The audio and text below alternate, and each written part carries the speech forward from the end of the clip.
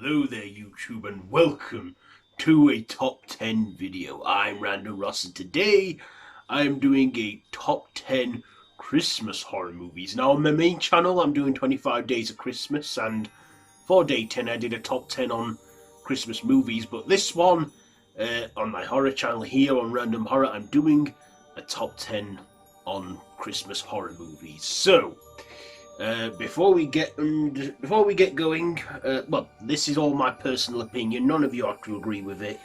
If you have your own, then do share.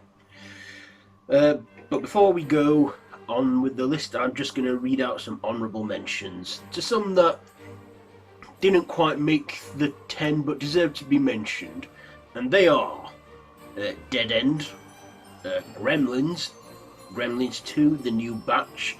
Now, the Gremlins franchise, yeah, they are horror, but I find them more comedy than horror, but still, they're horror enough. But yeah, and the same here for The Nightmare Before Christmas. It's not really horror, it's got the horror elements in there, but yeah, these are all Christmassy horrors.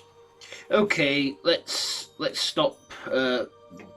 Hold up, let's begin our top 10 Christmas horror movies. So at number 10 is The Children. So, a family Christmas party turns into a horrific nightmare when the children mysteriously turn murderous and start attacking the parents. But the parents just don't have it in them to harm their innocent children that are not so innocent after all. Number 9 is Jack Frost. Not to be confused with the 1998 comedy with Michael Keaton.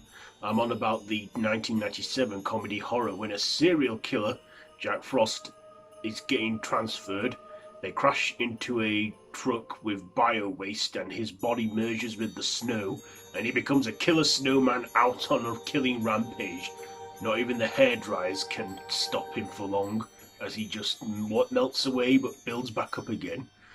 But you do find a weakness: oatmeal. Number 8 is Better Watch Out.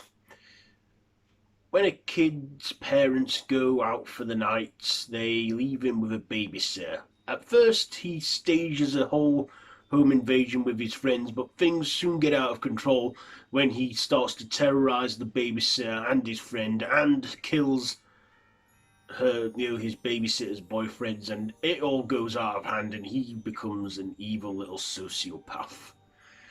This is like Home Alone meets The Strangers. They even reference a few Home Alone traps in this movie too. Number 7 is A Christmas Horror Story. An anthology movie that follows very different segments. One segment particularly is where Santa at the North Pole on Christmas Eve is fighting off his elves who have become evil zombies, and he then has to face the real evil Krampus. Whilst other things take place, a radio DJ tells these stories, but in a big twist of events, it turns out that the Santa Claus we've been watching this whole time is a drunk man who's having mass hallucinations, and he's nothing but a drunk mall Santa.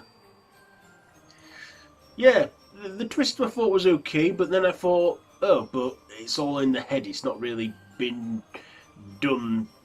I mean, it's not really much original stuff, but yeah. Number 6 is P2. When a woman is heading home to a Christmas party on Christmas Eve, a security guard imprisons her and forces her into having a Christmas dinner with him. But then when she tries to escape, he then terrorizes her throughout the car park in the business building where she works, and she must then fight for survival in this psychological horror thriller. I watched this a few years ago and I thought, okay, is this a Christmas movie? I thought, yeah, it takes place on Christmas Eve, it's got a Christmas song in the soundtrack, and yeah, I'll let this one pass as a Christmassy horror. Number 5 is Rare Exports, A Christmas Story. A young boy in Norway notices that there is a drilling team on an expedition digging something out of that mountain. Of course, they soon discover that it has an ancient burial ground for Santa, but he's not the jolly man we all know him as. He's a creepy, bearded, naked man, only to discover that he's not Santa at all, but he's one of his helpers, and the real Santa is imprisoned in ice. All of the elves kidnapping children as a sacrifice to the ancient Santa, who appears to be a demon. Now, this one's okay. It's somewhat original, but I was a little disappointed we never got to fully see Santa. All we see was him in an ice tomb with his horns out.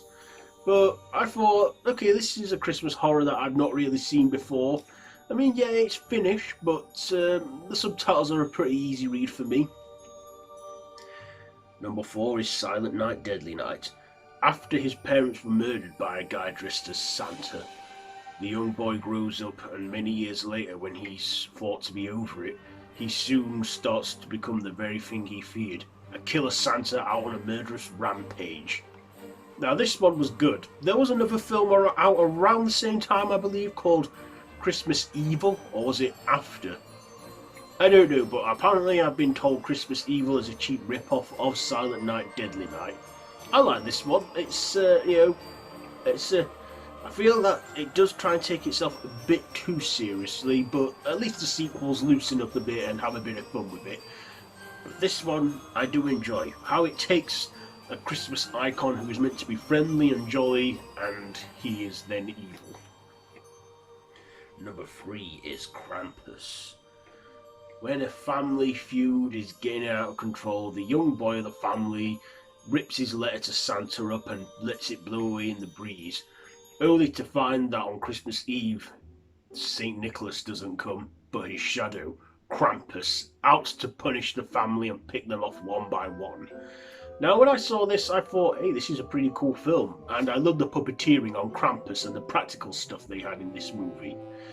And 5 years later, I still watch it, and it's an enjoyable one. I do like the solid cast in this as well, including Toni Collette and Adam Scott.